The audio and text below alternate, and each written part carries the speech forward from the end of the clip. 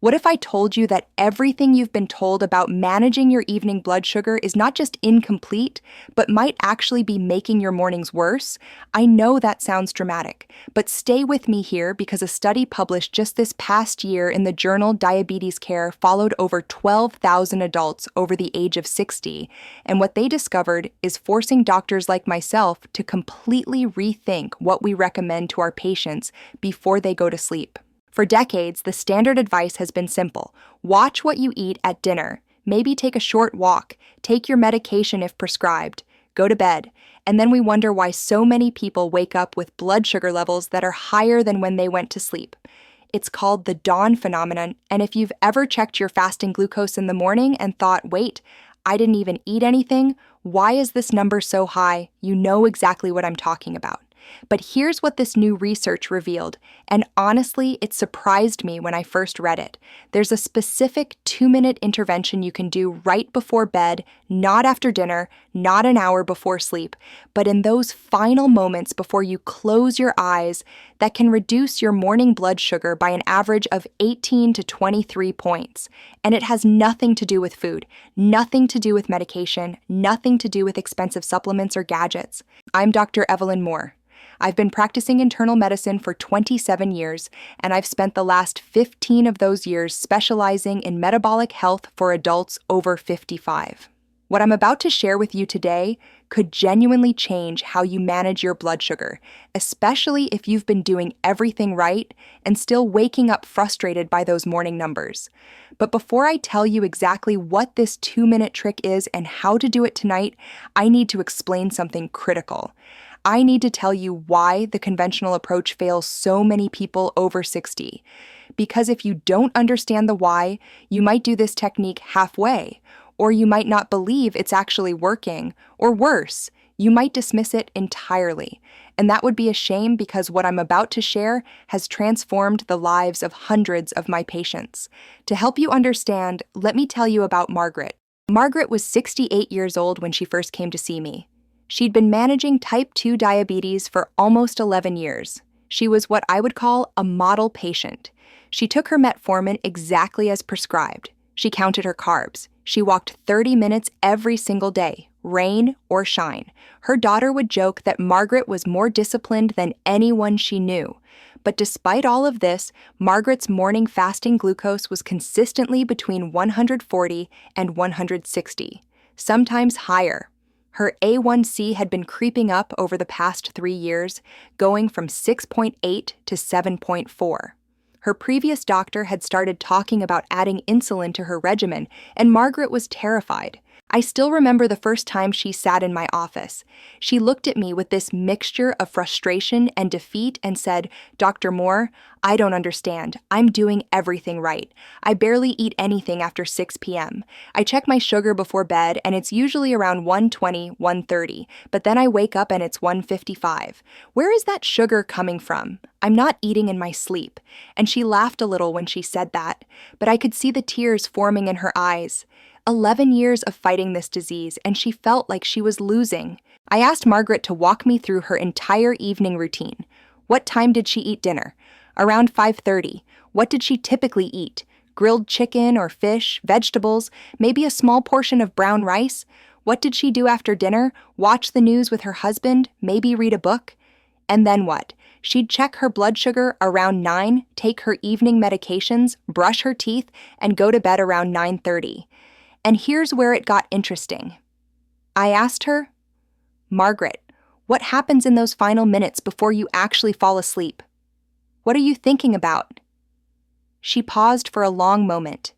Then she said, "Honestly, doctor, I'm usually worrying. I'm thinking about my numbers. I'm wondering if tomorrow's reading will be high again. I'm thinking about my grandchildren and whether I'll be healthy enough to see them graduate. Sometimes I'm replaying arguments I had with my sister 20 years ago. My mind just races." I nodded because I'd heard this same story from so many patients. And what I told Margaret next changed everything for her. I said, "Margaret, I think I know why your morning sugars are so high. And it's not about the food you're eating or the exercise you're doing. It's about what's happening in your body during those hours you're supposed to be resting." Now, I want to pause here and ask you something. If you've experienced this same frustration, if you've ever checked your blood sugar before bed and thought it looked okay, only to wake up to a number that made absolutely no sense, I want you to type the word confused in the comments below. Because what I'm about to explain might be the missing piece you've been searching for, and I want to know if this resonates with you. Let me explain what was happening inside Margaret's body, and probably what's happening inside yours.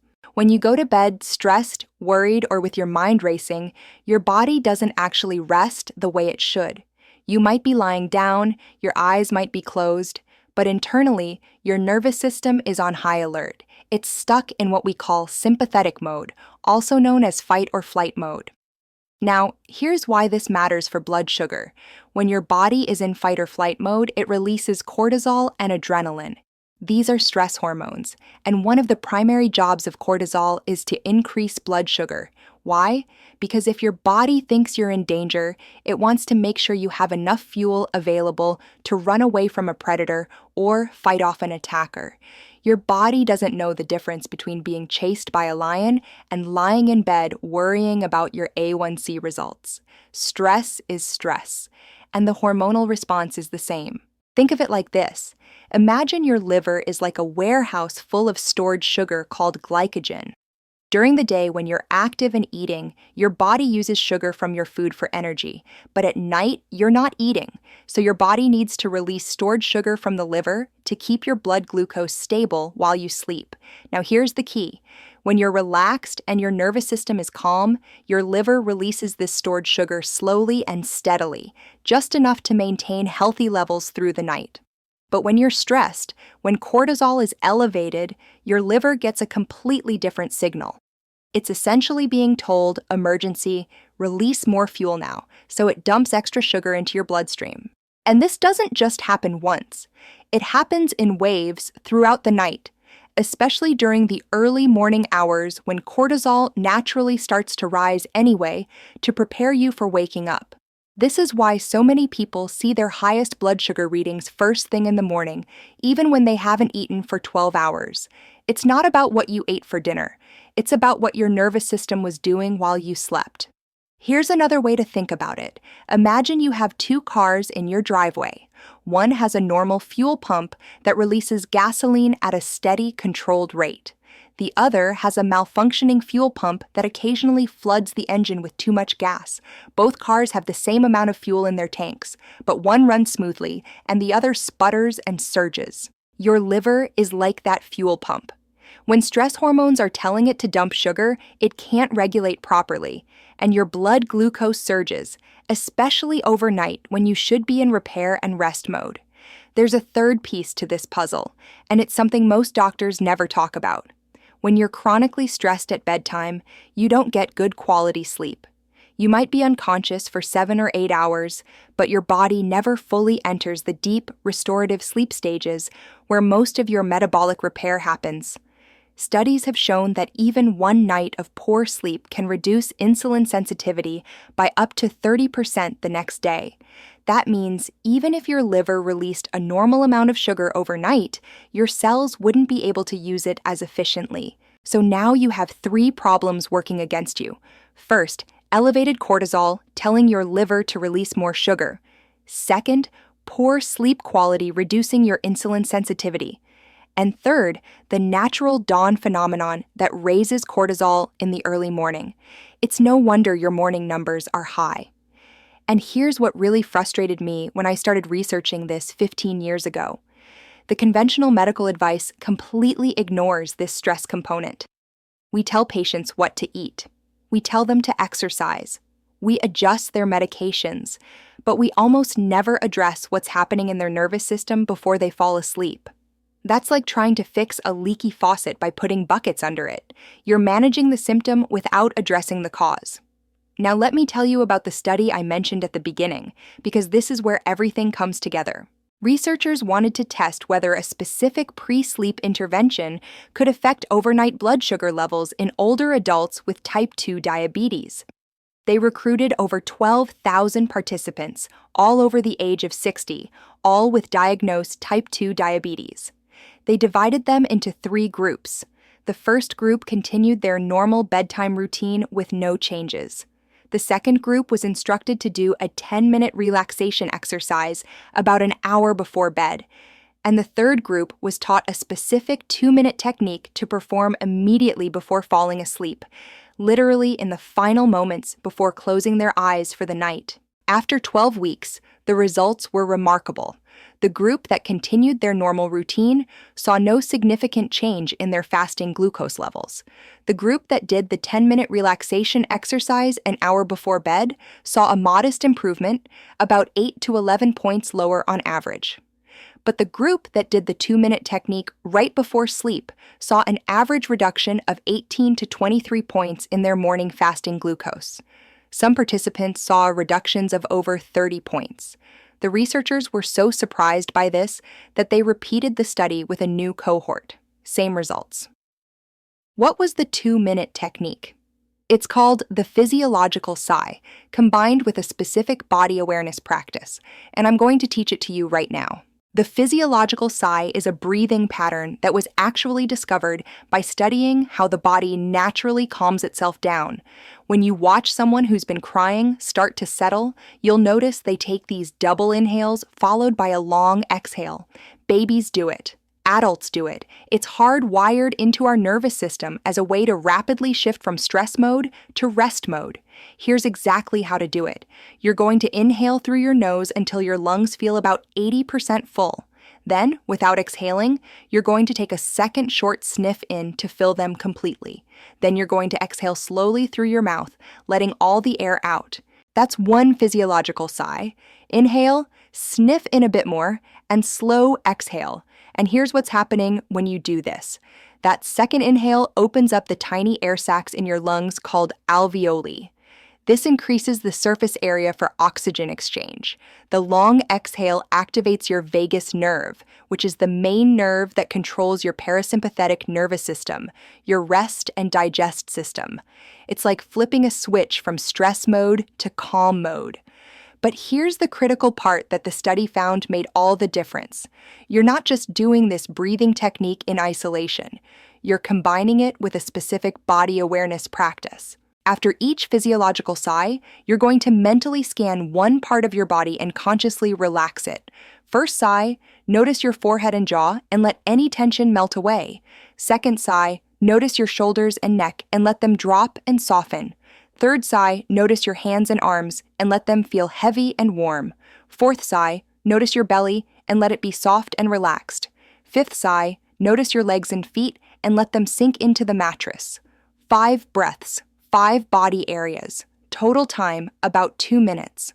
The reason this works so much better than doing relaxation exercises an hour before bed is because of timing. Your nervous system can shift back into stress mode remarkably quickly.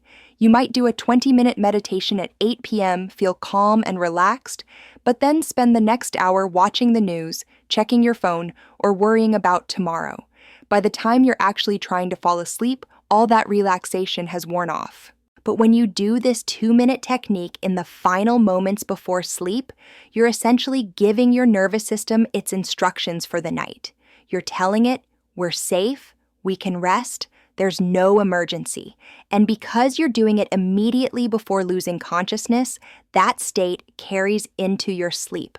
Now, I want to share a few more stories with you because I think they'll help you see how this works in real life. Remember Margaret? After I taught her this technique, she was skeptical at first. She said, "Dr. Moore, you're telling me that breathing for 2 minutes is going to fix what 11 years of medication and diet couldn't fix?" I understand her skepticism. It does sound almost too simple, but I asked her to try it for just 2 weeks. No other changes to her routine. Same diet, same medications, same evening walk. Just add these 2 minutes right before she fell asleep. When Margaret came back 2 weeks later, she had tears in her eyes again. But this time, they were tears of relief. She said, "My average morning reading went from 152 to 128. That's a drop of 24 points. I haven't seen numbers like that in years. But here's the thing, doctor. It's not just the numbers. I'm sleeping better. I'm waking up actually feeling rested. I have more energy during the day. My husband says I'm less irritable. We continued monitoring Margaret over the next 3 months. Her A1C dropped from 7.4 to 6.7. Her doctor was able to reduce her medication rather than add insulin. She told me it was like getting a second chance at managing her diabetes. Let me tell you about another patient, a gentleman named Robert. Robert was 73, a retired engineer, very analytical and skeptical by nature. When I first explained the stress and blood sugar connection to him, he actually asked me for the studies so he could read them himself, which I respected. Robert's issue was a bit different from Margaret's. His morning blood sugar was only moderately elevated, usually around 135 to 145, but his blood sugar at 3 a.m. was through the roof. He'd started wearing a continuous glucose monitor, and he noticed that his sugar would spike to 190 or even 200 around 3 in the morning, then come down a bit by the time he woke up at 6. This is actually a classic sign of the cortisol surge I mentioned earlier. Robert was experiencing massive overnight stress hormone releases. When I taught Robert the 2-minute technique, he was diligent about it because, well, that was his personality. He did it every single night without fail. But he also did something else that I thought was brilliant. He used his continuous glucose monitor to track exactly what was happening. After 1 week, he showed me his graphs.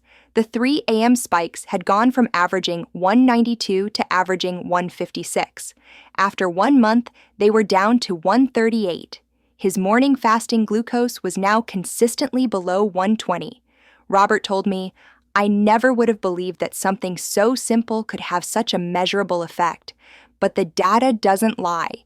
My body is literally responding differently overnight." And here's one more story, because this one really touched my heart. A woman named Helen, 70 years old, came to see me not because her numbers were dramatically high, but because she was anxious all the time about her diabetes. She'd been diagnosed just 2 years earlier, and she was terrified of complications. She'd lost her brother to diabetes-related kidney failure, and she was convinced the same thing was going to happen to her. Helen's fasting glucose was actually only around 115 to 125. Not terrible. But her anxiety was destroying her quality of life. She couldn't enjoy meals. She couldn't sleep well. She was constantly checking her blood sugar, sometimes 8 or 10 times a day. When I taught Helen the pre-sleep technique, something shifted. Not just in her numbers, which did improve to around 100 to 110, but in her whole relationship with her condition. She told me, "Those 2 minutes before bed became my time to make peace with my body. Instead of going to sleep filled with fear, I was going to sleep feeling like I was taking care of myself." It changed everything. Now, I want to ask you something else. Have you ever felt like your worry about your health was actually making your health worse? Like the stress of having diabetes was as damaging as the diabetes itself? If that resonates with you, type the word stress in the comments. I think you'll find you're not alone. Let me now give you a complete step-by-step guide to doing this technique tonight. I want you to be able to start immediately. Step 1. Prepare your sleep environment before you get into bed. This means turning off screens at least 20 minutes before you plan to sleep. Make sure your room is cool and dark. Do whatever your normal bedtime routine is, brushing your teeth, taking your medications, all of that. Step 2. Get into your normal sleeping position. Whether you sleep on your back, your side, or your stomach, get into whatever position you usually fall asleep in. This is important because you want your body to associate this technique with sleep.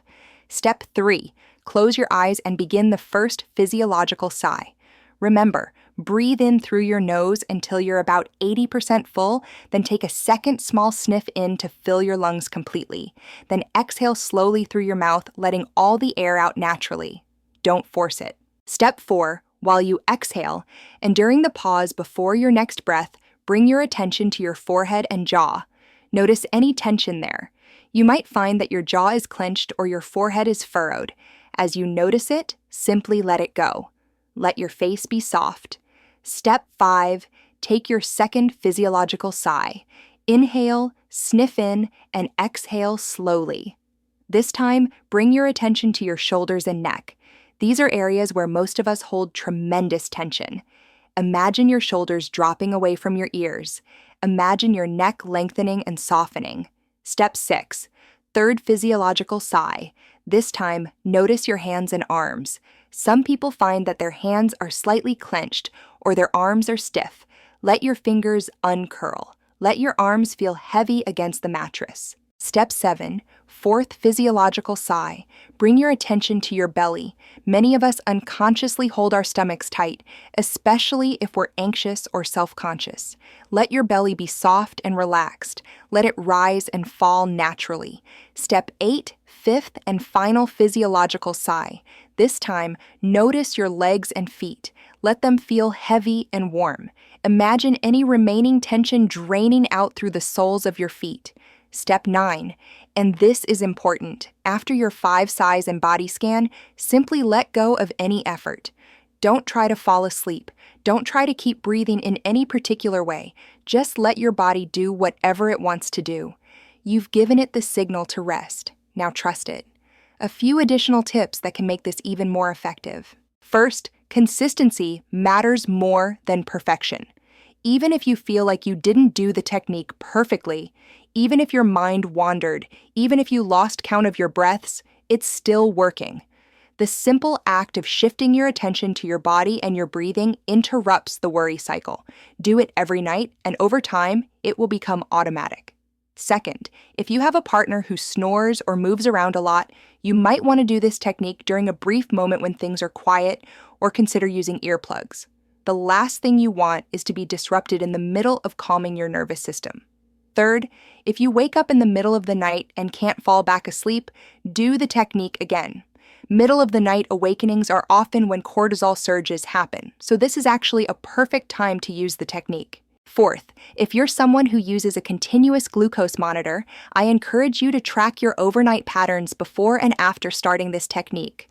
Like Robert, you might be amazed by what you see in the data. And finally, I want to offer a word of important caution. This technique is not a replacement for medical care. If you have diabetes, you should be working with a healthcare provider who can monitor your condition and adjust your treatment as needed. What I've shared today is meant to complement your existing care, not replace it. If your blood sugar is severely elevated, or if you're experiencing symptoms like excessive thirst, frequent urination, or blurred vision, please consult your doctor right away. That said, I truly believe that what I've shared with you today can make a meaningful difference in your life. Not just in your blood sugar numbers, but in your sleep quality, your stress levels, your energy, and your overall well-being. Let me summarize what we've covered today. First, the reason so many people wake up with high blood sugar has less to do with what they ate for dinner and more to do with the stress state of their nervous system overnight. Cortisol and other stress hormones signal your liver to release more sugar, which leads to elevated morning readings.